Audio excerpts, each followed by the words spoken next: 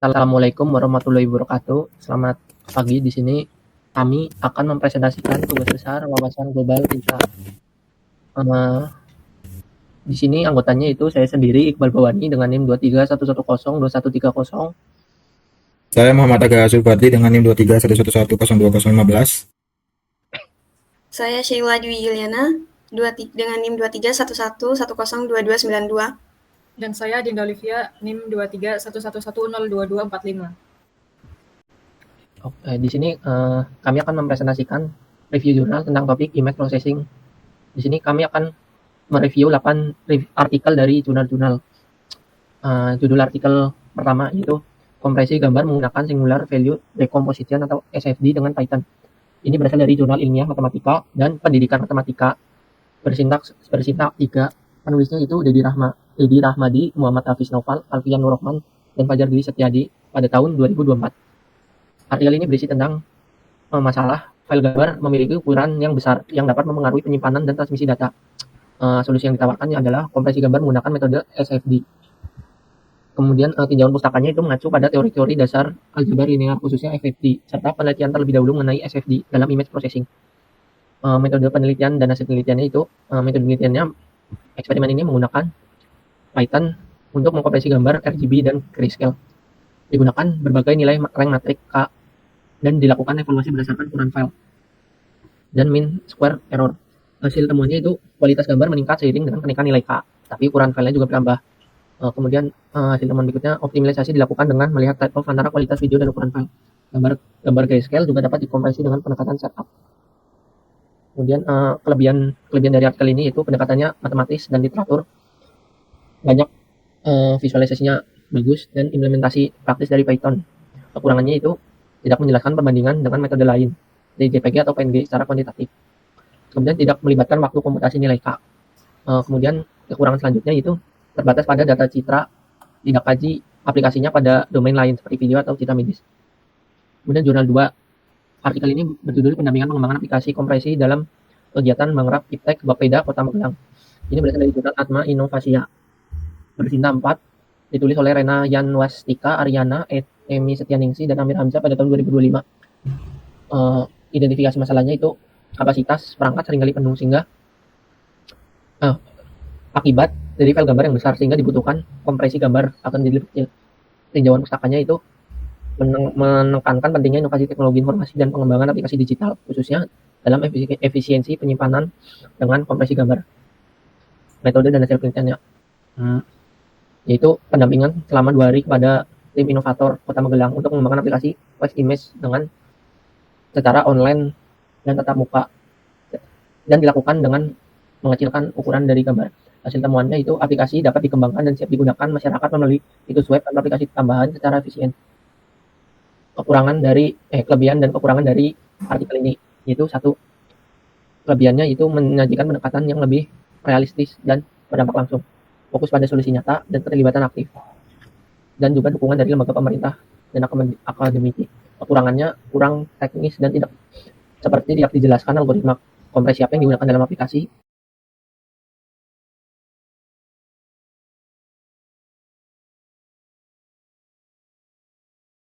Selanjutnya jurnal 3 dengan judul artikelnya implementasi kompresi citra digital dengan membandingkan metode lossy dan lossless compression menggunakan MATLAB dari jurnal Khatulistiwa Informatika volume 8 nomor 1 yang ditulis oleh Witriana Endah Pangesti, Gali Widakdo, Dwi Zariana, dan Sri Hadian.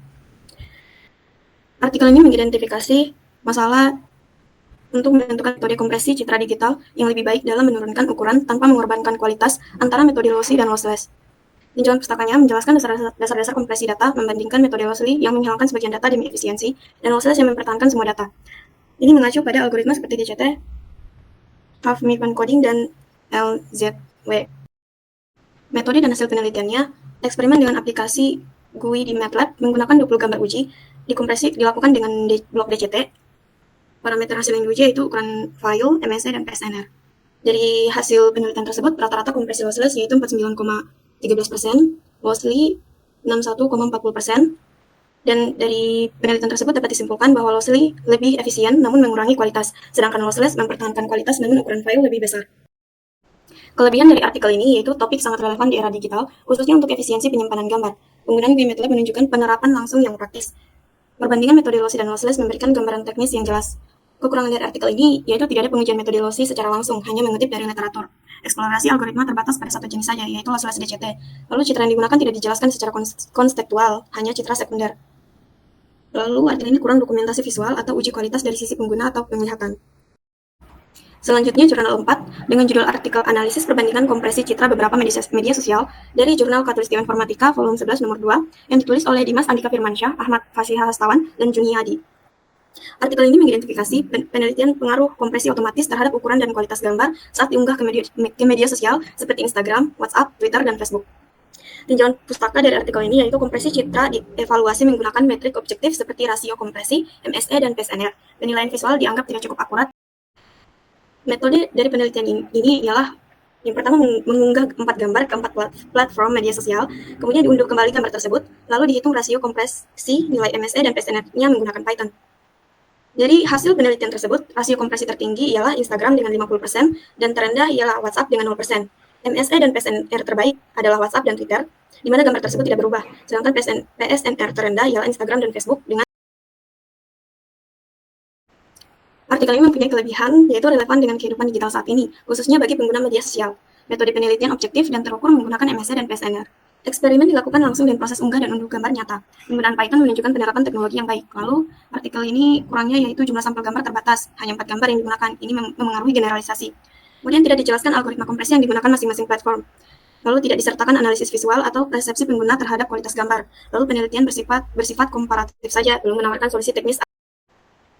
Selanjutnya, jurnal kelima dengan judul artikel Implementasi Kompresi Citra Digital Mengatur Kualitas Citra Digital yang ditulis oleh Subiono dan Riko Afriandika dan dipublikasikan pada Jurnal Pendidikan dan Konseling volume 4 nomor 5 tahun 2022. Masalah utama yang dibahas dalam jurnal ini adalah ukuran file gambar dari kamera yang cenderung besar, sehingga menyulitkan dalam penyimpanan dan pengiriman. Untuk mengatasi hal ini, penulis menggunakan metode lossy compression melalui aplikasi MATLAB dengan antarmuka GUI. Selanjutnya, metode dan hasil penelitian. Proses kompresi dilakukan dengan cara menurunkan kualitas gambar hingga 25%, 50%, atau 70% agar ukuran file menjadi lebih kecil namun tetap terlihat baik secara visual. Hasil penelitian menunjukkan bahwa rata-rata ukuran file dapat dikurangi hingga 61,40% dan meskipun ada sedikit penurunan kualitas gambar, hasil akhirnya masih dapat diterima oleh mata manusia. Kelebihan dari jurnal ini yaitu topiknya sangat relevan dengan kebutuhan digital saat ini, kemudian GUI memudahkan pengguna dalam proses kompresi, dan juga MATLAB yang digunakan cukup umum di kalangan mahasiswa teknik sehingga mudah dipahami. Namun ada beberapa kekurangan juga seperti penulisan metode kurang rapi. Tidak ada pengujian objektif seperti PNSR dan SSIM, kemudian kurangnya pembahasan detail antara kualitas kompresi, dan yang terakhir, referensi yang digunakan belum terlalu mutakhir. Selanjutnya, jurnal ke-6 dengan judul artikel Implementasi Algoritma Discrete Consign Transform pada Kompresi Citra yang diterbitkan pada Jurnal Sintaks Logika volume 3 nomor 2 Mei 2020 oleh Untung Suwardoyo dan Dia Dwiyanti. Masalah yang diangkat serupa yaitu ukuran gambar yang terlalu besar dan menyebabkan kendala dalam penyimpanan serta pengiriman, terutama ketika koneksi internet terbatas. Jurnal ini menggunakan algoritma Discrete Consign Transform atau DCT yang merupakan salah satu metode populer dalam format GPAG. Penulisan dilakukan secara eksperimen menggunakan MATLAB dengan ukuran blok yang divariasi 2x2, 4x4, 8x4, dan 16x16. Pengujian dilakukan dengan metode parameter PNSR, MSE, dan rasio kompresi. Hasilnya menunjukkan bahwa ukuran blok 8x8 paling optimal karena memberikan rasio kompresi terbaik dengan tetap menjaga kualitas visual. Semakin besar blok yang digunakan, waktu proses kompresi menjadi lebih cepat, namun tidak semua gambar cocok untuk dikompresi ulang karena dapat menyebabkan ukuran justru membesar. Next, Bang. Kelebihan dari artikel ini yaitu penjelasan lengkap dari teori hingga implementasi, kemudian validasi hasil cukup kuat dengan pengujian objektif, dan yang terakhir visualisasi sistem dan penggunaan GUI mendukung pemahaman. Sedangkan kekurangannya yaitu yang pertama, beberapa bagian penulisan terlalu panjang dan berulang. Kemudian tidak ada grafik perbandingan hasil, dan yang terakhir tidak membandingkan DCT dengan metode lain seperti GPAG 2000 atau Huffman coding. Oke, sekarang masuk ke jurnal nomor 7. Yang pertama ini namanya perbandingan kerna penajaman Gaussian Blur dan deteksi tepi pada citra otak. Penulisnya Retno Devita, Ondraika Putra, Eva Arianti, tahun terbitnya 2024, sumbernya dari Jurnal Science of Social Research, dan penerbitnya Goretan Penna. Next. Oke, sebelumnya kita harus tahu bagaimana cara kerja convolution yang digunakan untuk deteksi tepi dan blur tadi. Di sini ada kernel atau filter gambar yang digunakan untuk yang memiliki bentuk kotak misalnya 3x3 atau 7x7 yang digunakan untuk mengubah tampilan gambar. cara kerjanya yaitu kernel digeser di seluruh bagian gambar, lalu angka-angka di dalam kernel tadi yaitu array 3/3 atau 7/7 dikalikan dengan nilai piksel gambar di bawahnya, lalu hasilnya dijumlahkan dan menggantikan nilai piksel tengah. Hasilnya bisa membuat gambar jadi lebih tajam, buram, atau terlihat garis-garis tepi objek. Next. Contohnya seperti ini. Kita bisa memiliki input gambar di sebelah kiri, kemudian kita ekstrak array 3/3 di pojok kiri atas, kemudian dikalikan array 3/3 juga yang di sebelah kanannya yaitu 0, 1, dan 0 seperti yang bisa dilihat. Itu merupakan salah satu kernel yang bisa kita buat, namanya serpent filter atau penajaman. Untuk kernel-kernel yang lain seperti pembeluran atau penajaman tepi itu berbeda. Jadi nilai per kernel itu selalu berbeda bergantung tipe yang digunakan. Oke, next. Nah, untuk analisis jurnal tujuannya sendiri, mulai dari masalah penelitian, latar belakangi oleh kebutuhan akan peningkatan kualitas citra otak hasil pencitraan medis seperti CT scan untuk mendukung diagnosis klinis. Penulis mengidentifikasikan perlunya membandingkan efektivitas kernel dengan ukuran berbeda 7/7 dan 9/9. Nah, dalam 3 teknik pengolahan citra yaitu penajaman, Gaussian blur, dan deteksi tepi. Untuk tinjauan pustaka sendiri, penelitian ini mengacu pada beberapa studi sebelumnya yang menggunakan metode Gaussian filter, high pass filter, median filter, dan metode deteksi tepi seperti Sobel, Prewitt, dan Roberts. Untuk metode penelitiannya dilakukan dengan menggunakan 5 citra otak dari RSUP M. Jamil Padang yang kemudian diproses menjadi 30 citra. Setiap citra diproses menggunakan kernel 7/7 dan 9/9. Evaluasi hasil dilakukan berdasarkan 3 parameter kualitas citra seperti MSI, mean square error, RMSI, root mean square error, dan PSNR atau peak signal to noise ratio. Seperti yang bisa dilihat di gambar, kita masukkan input image dan kita lakukan citra kernel 7/7 dan kernel 9/9. Dua kernel tersebut memiliki kernelnya masing-masing seperti penajaman, Gaussian blur, dan deteksi tepi. Kemudian setelah itu kita bandingkan kernel 9/9 dengan 7/7. Setelah itu kita hitung nilai MSI, RMSI, dan SMR. Setelah itu bisa disajikan dalam bentuk data. Oke, next. Untuk hasil temuannya menunjukkan bahwa kernel 7/7 secara umum memberikan kualitas citra yang lebih baik dibandingkan kernel 9/9. Nilai PSNR tertinggi diperoleh pada citra 5 dengan kernel penajaman 7/7 sebesar 11 dB, menandakan visual yang lebih tajam dan berkualitas. Oke, untuk analisis kelebihan dari jurnalnya menggunakan MSI, RMSI, dan PSNR yang merupakan parameter standar dalam evaluasi kualitas citra sehingga hasilnya dapat diinterpretasikan secara ilmiah dan objektif. Jurnal disusun dengan alur metodologi yang jelas dari input citra, pengolahan kernel, hingga evaluasi hasil. Penggunaan citra medis asli dari rumah sakit menambah validitas data dan nilai praktis penelitian. Kekurangannya ada 3 yaitu jumlah data terbatas, mengingat cuma ada 5 yang kita masukkan untuk membuat 30 citra. Setelah itu tidak ada validasi medis seperti penelitian dari pihak medis. Contohnya misalnya ahli radiologi mengenai seberapa efektif hasil pengolahan dalam membantu diagnosis. Next. Nah, kita selanjutnya masuk ke jurnal 8 yang membahas Quora filter. Untuk filternya sendiri bisa dilihat di contoh pertama dan yang kedua. Yang pertama memperlihatkan kualitas Quora filter yaitu memberikan efek lukisan seperti contoh yang pertama. Selain itu, Quora filter digunakan untuk mengurangi noise. Contohnya di gambar yang kedua, kita bisa lihat di pasirnya itu di input terlihat kasar, namun di output di sebelah kanannya itu terlihat halus. Selain itu, Quora filter juga memiliki suatu keunikan sendiri yang kita bakal bahas di jurnal nomor 8. Oke, next.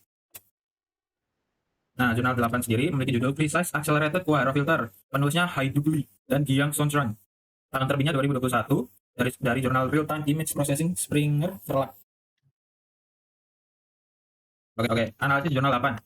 1. Masalah penelitian. Penelitian ini berfokus pada kinerja Quora filter, yaitu filter non-linear yang digunakan dalam image smoothing dengan mempertahankan tepi objek. Meskipun efektif dalam pengurangan noise dan menghasilkan efek artistik, Quora filter ini memiliki biaya komputasi yang tinggi, terutama saat ukuran filternya besar. Hal ini menjadi kendala untuk penggunaan secara real time. Oleh karena itu, jurnal ini berusaha untuk mengoptimisasi Quora filter tadi.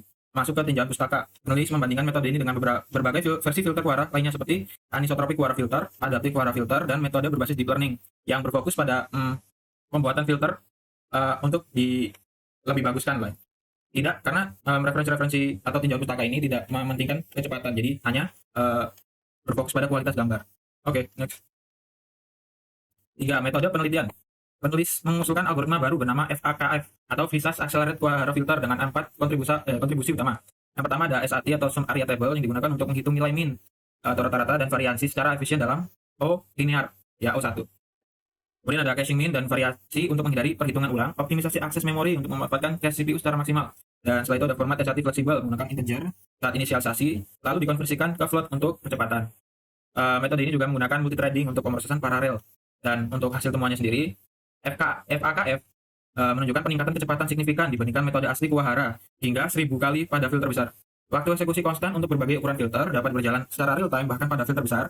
Hasil filtering identik dengan metode Quora asli atau tidak menurunkan kualitas gambar. dan memiliki keunggulan performa dibandingkan implementasi GPU dari Kuhara asli, terutama saat ukuran filter besar. Nah, untuk kelebihannya sudah bisa diketahui ya, menggabungkan teknik optimisasi seperti SAT dengan optimisasi memori modern, mengatasi kelemahan utama Kuhara filter tanpa mengorbankan kualitas asli, dapat diterapkan dalam berbagai ukuran filter, menghasilkan gambar yang identik dengan filter asli, dan jurnal mengevaluasi 1491 gambar dari INRIA dataset dengan metrik dan konfigurasi sistem yang jelas. Untuk kekurangannya, konsumsi memori lebih tinggi, penggunaan cache dan saat mengandalkan kebutuhan memori hingga 2 atau 2,3 kali dari Kuhara filter biasanya. Tidak mengatasi kekurangan visual Kuhara asli seperti efek blocky dan sensitivitas terhadap noise ekstrim. Kemudian belum diuji pada perangkat mobile atau lingkungan embedded, mengingat target aplikasinya secara real time. Oke, sekian presentasi dari kelompok kami. Kurang lebih mohon maaf. Wassalamualaikum warahmatullahi wabarakatuh. Waalaikumsalam warahmatullahi wabarakatuh.